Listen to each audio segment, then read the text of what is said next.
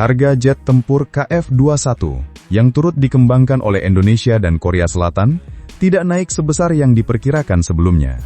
Bahkan, kenaikannya justru terbilang kecil, dan hal ini terjadi karena alasan tertentu. Kemungkinan terkait efisiensi produksi, kerjasama pembiayaan, atau keberhasilan dalam menekan biaya teknologi. Salam hangat untuk para pecinta langit, teknologi udara, dan alutsista canggih. Hari ini ada kabar seru dari negeri Ginseng, tempat di mana mimpi jadi jet tempur masa depan sedang dibentuk dalam wujud sang calon penguasa udara, si gagah nan modern KF-21 Borame dari Korea Selatan. Nah, baru-baru ini ada pembaruan soal nilai kontrak pengiriman 20 unit tambahan KF-21, dan ini menarik banget, karena ternyata, bentar dulu, jangan panik dulu. Naiknya bukan kayak harga cabai pas lebaran, ini masih waras kok. Kenaikannya cuma sekitar 5% aja dari kontrak awal. Jadi dari harga satuan sekitar 90 miliar won, jadi sekitar 100 miliar won per unit. Loh, 5% doang. Ya, ini ibarat kita naik ojek online yang biasanya 20.000 jadi 21.000 pas jam sibuk. Masih bisa dimaafkan lah ya. Kenapa cuma naik sedikit? Nah, ini dia yang bikin menarik. Ternyata, meski nilai tukar won sempat goyang dan harga bahan baku naik gegara gejolak global, tim dari Badan Akuisisi Pertahanan Korea atau DAPA berhasil menahan harga biar nggak meledak. Mereka kayak mama yang jago nawar di pasar, 3 ikat kangkung 10.000. Enggak, saya mau 5.000. Sekarang mari kita bongkar biayanya satu-satu ya. Perkiraan kasar nih, badan pesawat sekitar 70 miliar won, kayak beli rumah 2 lantai di pinggiran Seoul. Mesin 20-an miliar won. Mesin ini ya, bukan mesin cuci. Ini jantung si Borame. Radar ASE 5 miliar won buat deteksi musuh, bukan buat lihat ramalan kecemakan di TV. Total ya, jadi 100 miliar won per unit. Bandingkan dengan dugaan awal yang katanya bakal tembus 130 miliar won per pesawat gara-gara inflasi, nilai tukar, dan bahan baku. Ternyata realitanya cuma naik tipis. Bahkan ya, para pengamat sempat was-was. Waduh, jangan-jangan satu jet bisa naik ratusan miliar won nih. Tapi ternyata itu hanya ketakutan belaka. Kayak takut ulangan padahal gurunya kasih kisi-kisi semua. Bukan cuma soal harga, jumlah unit juga menarik. Awalnya Korea mau produksi massal 40 unit langsung. Tapi gara-gara studi dari KIDA, lembaga analis pertahanan mereka, bilang masih ada fitur yang belum matang, terutama soal integrasi rudal udara ke udaranya. Maka akhirnya diputuskan kontrak 20 unit dulu tahun lalu, sisanya 20 unit lagi tahun ini.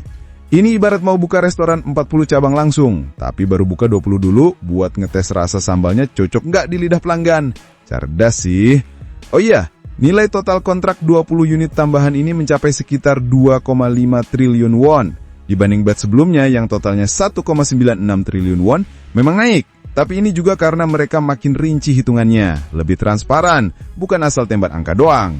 Nah, untuk perusahaan-perusahaan yang terlibat, KIE buat rangkap pesawat, Hanwha Aerospace buat mesin, dan Hanwha Systems buat radar. Semua juga menyesuaikan harga, tapi ya wajar dan terkendali. Bahkan saham Hanwha sempat naik karena kabar ini. Investor senang, pemilik saham bahagia, dan kita sebagai pengamat cuma bisa bilang, boleh juga nih Korea. Tapi jangan salah, masih banyak tantangan ke depan. Salah satunya ya pengujian senjata dan performa real saat dioperasikan. Belum lagi soal lisensi, ekspor, dan kemungkinan kerjasama dengan negara lain. Jadi begini, meskipun harga naik dan jumlah unit ditahan jadi 20-20 dulu, bukan 40 langsung, ternyata masih ada drama di balik layar yang menarik banget buat kita bahas.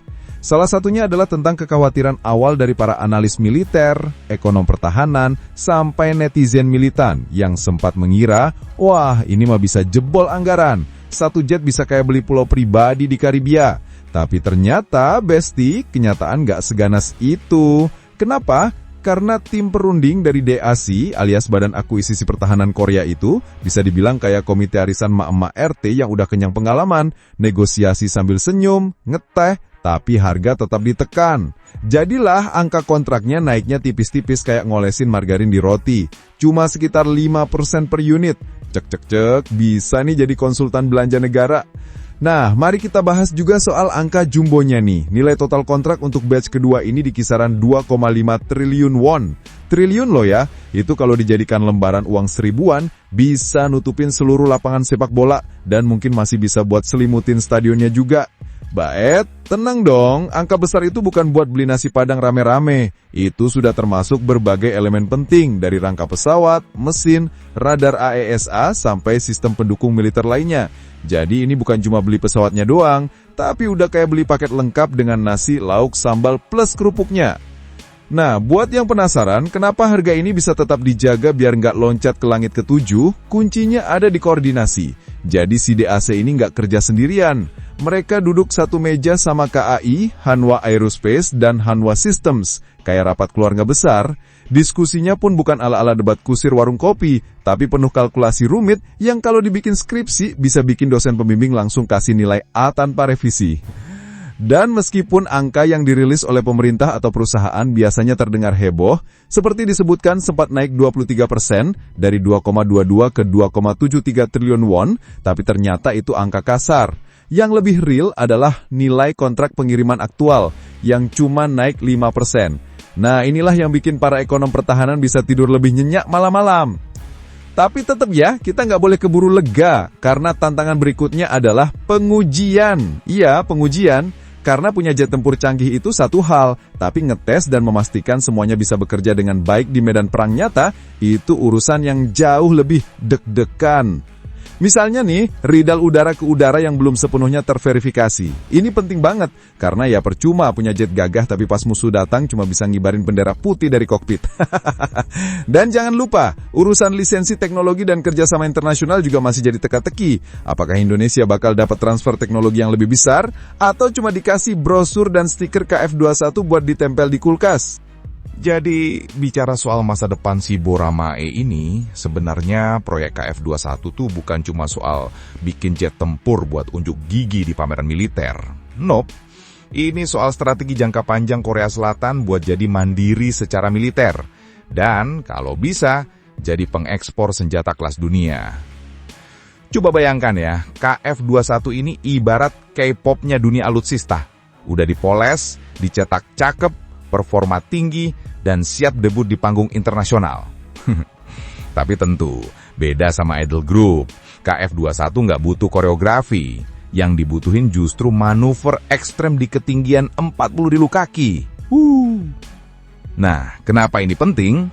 Karena selama ini negara-negara yang punya jet tempur sendiri itu bisa dihitung jari. Amerika Serikat punya F-22 dan F-35. Rusia ada Su-57. Tiongkok J-20. Nah, Korea tadinya cuma penonton. Sekarang, mereka udah nyiapin kursi di meja besar itu. Tapi tentu saja, jalan menuju Elite Club itu nggak semulus landasan Bandara Incheon. Masih banyak pekerjaan rumah, terutama dari sisi uji tembak senjata, uji avionik lanjutan, sampai validasi kemampuan stealth dan electronic warfare-nya. Karena ya, kalau nggak bisa deteksi atau menghindar dari radar musuh, bisa-bisa pesawat ini jadi sasaran empuk kayak ayam geplek level 100 pedes. Belum lagi, kalau KF21 ini sukses besar, kemungkinan ekspor juga makin terbuka. Negara-negara berkembang yang pengen punya jet tempur modern tapi nggak sanggup beli F-35, bisa jadi sasaran. Indonesia udah mulai nempel ya, tapi masih tarik ulur. Ya no lah. Kayak hubungan PDKT yang belum jadian tapi udah saling kode. Dan terakhir, buat yang nanya, kenapa sih mereka ngotot banget ngembangin KF21 padahal bisa aja beli F-35 dari AS? Jawabannya simpel, kemandirian. Dengan punya produk sendiri, Korea Selatan nggak perlu khawatir kena embargo, larangan ekspor suku cadang, atau dikontrol negara lain. Freedom to fly, bro. Thanks banget buat yang udah nonton sampai habis. Kalau suka, ya di-like aja. Kalau merasa cocok, langsung subscribe. Dan kalau jempol udah gatal pengen ngetik, antem aja tuh kolom komentar. Mau debat? Boleh. Mau bercanda? Gas. Yang penting sopan.